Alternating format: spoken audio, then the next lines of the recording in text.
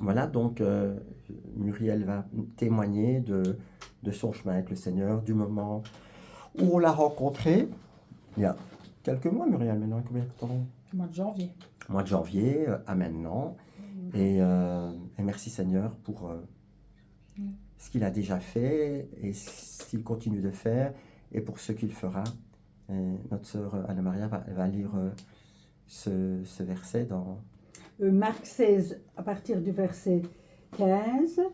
Puis il leur dit, on parle de Jésus évidemment, allez dans le monde entier proclamer la bonne nouvelle à toute la création. Celui qui croira et qui sera baptisé sera sauvé, mais celui qui ne croira pas sera condamné.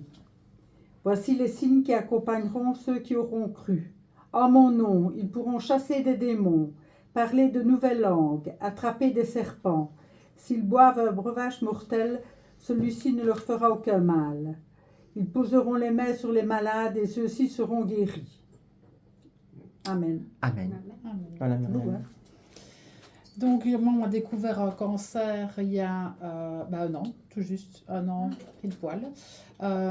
Donc, je suis passée par 2 opérations d'abord. La première, on m'a ouverte et puis on m'a dit que c'était pas du tout prévu ou que c'était beaucoup plus au niveau des intestins.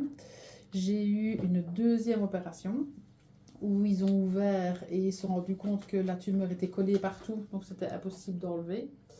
Ils ont quand même biopsié un tout petit morceau, fait une biopsie et on a vu que c'était malin. Donc de là, j'ai commencé les chimiothérapies. Donc j'ai eu 6 chimiothérapies. À partir de la 3e, c'était assez compliqué. Et puis, quand mes chimiothérapies ont été terminées, j'ai repassé scan, PET scan, Non, Ok, vas-y, c'est vas-y, pas- vas-y. pas- scan, IRM et tout ce qui s'ensuit. Et ça, c'était fin de l'année passée. Et quand je suis arrivée là, elle m'a dit j'ai une bonne et une mauvaise nouvelle. Ok. Donc la bonne, c'était que la tumeur avait diminué, mais la mauvaise, c'est qu'il y avait des nodules qui apparaissaient partout, au niveau des poumons, au niveau des glandes, enfin partout. Donc je lui ai demandé si j'allais mourir. Elle ne m'a pas répondu. Elle m'a dit qu'on devait faire des ponctions au niveau des poumons par les omoplates pour aller prendre et voir si c'était malin ou bénin. Donc quand je suis sortie de là, je me suis effondrée. Et j'ai repensé à ma marraine, parce qu'en fait, ma marraine, les toutes premières opérations, voilà, avait eu Nicole en ligne. Et comme quoi, en fait, elle s'était plus vue depuis, je pense, 10 ans. Ou plus. Voilà, plus de 10 ans. Et Et ma reine, pendant mes chimiothérapies, m'avait expliqué qu'il y avait un groupe de prière, voilà. Et ici, donc, moi, j'étais quand même assez dans un état second avec tous mes médicaments, la morphine, voilà, tout ce qui était... donc, j'étais dans des états assez seconds. Et donc elle m'explique, ben, j'ai dit oui, il peut, voilà, mention pour l'autorisation de prier, ben, il n'y a pas de souci. Et quand j'ai commencé à réémerger un petit peu après mes chimiothérapies, je rediscute avec elle, elle m'explique voilà, qu'elle avait rencontré Nicole. Et quand je suis sortie de chez l'oncologue et qu'elle m'a annoncé la mauvaise nouvelle, je me suis dit stop, il faut que je me raccroche à mon Dieu que j'ai toujours eu en moi, je pense. Et donc, je lui ai demandé voilà, de prendre, s'il pouvait prendre contact avec Roméo et Nicole. Et j'y suis allée la première fois chez vous à Chénet. Et c'est là, Nicole, que tu m'as expliqué justement que tu avais vu justement au Seigneur de prendre contact avec ma reine que tu m'avais expliqué et qu'elle devait sauver quelqu'un. Et donc, la personne a sauvé, je pense que c'était moi. Hein.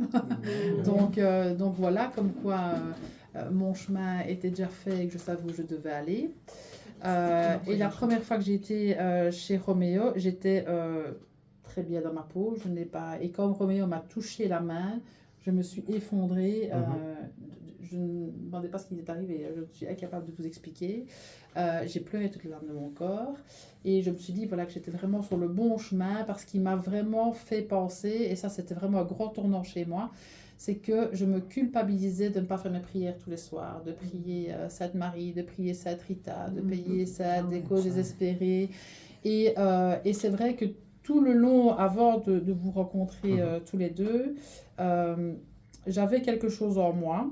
Voilà, mais je ne me reconnaissais pas dans la religion, ou de se dire d'aller à la messe, d'aller, oui, j'en avais le besoin de temps en temps de rentrer, je voyais une église, je rentrais dedans parce que j'avais mon besoin, mais c'était pas ça. Et c'est ça, c'était les premières paroles qui m'ont touchée, justement en disant tu vas arrêter de prier des saints morts et tu vas arrêter de faire tout ça et surtout de te culpabiliser, parce que souvent j'étais tellement dans un état second que je commençais ma prière et puis je m'endormais et je me culpabilisais de ne pas avoir été jusqu'au fond de ma prière. Donc je me suis vraiment dit, là j'y suis. en fait, vraiment intérieurement. Et même avant tout ça, quand j'allais chez l'oncologue, j'avais mon esprit, parce que j'ai un esprit assez combattant qui me disait t'y vas, mais je sentais bien que je n'étais pas en relation avec mon corps. Donc je sentais bien que j'avais un truc qui n'allait pas entre les deux, mais voilà, mon esprit me disait ça va aller, tu vas aller, tu vas aller, tu vas aller, mais je sentais bien qu'il y avait quelque chose qui n'allait pas. Et depuis voilà, que j'ai rencontré Roméo et Nicole, ben, je me suis rendu compte que je suis complètement maintenant à l'aise avec moi-même. De là jusque-là, de partout, je suis en communion avec moi-même. Et puis, ben, je suis restée 1 mois et demi, donc on a prié, etc. Je suis restée 1 mois et demi, le temps qu'on fasse les biopsies, les résultats des biopsies, et surtout que le premier résultat de biopsie qu'elle a eu, le médecin n'y croyait pas, parce qu'on lui a dit que c'était inflammatoire. Donc elle a dit que c'était pas possible, que pour elle c'était cancer généralisé, et que je n'allais pas, je ne sais pas où j'allais aller, mais pas où il fallait aller. Et puis elle a fait des deuxièmes analyses en fait, elle a demandé des deuxièmes analyses que sur le niveau de la radiothérapie et encore réétudier les nodules et ben, le résultat est encore retombé, elle a dit que c'était inflammatoire.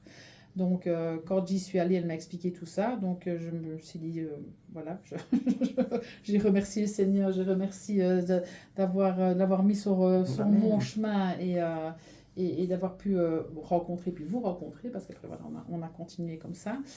Et donc on a continué quand même les immunothérapies jusqu'à ce que je refasse encore mes examens ici à 15 jours, 3 semaines même.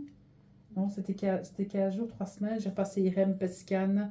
Oui, c'était juste après. J'ai fait mes IRM, PET scan et puis j'ai fait mon baptême. Voilà. Tout à fait. Voilà. Et ton baptême, c'était quoi C'était quoi pour toi le baptême? Le baptême, pour moi, c'était revivre. C'était vraiment... oui, revivre. Oui, mourir de mon ancienne vie pour revivre de ma nouvelle vie. Amen. Wow. C'était vraiment ça.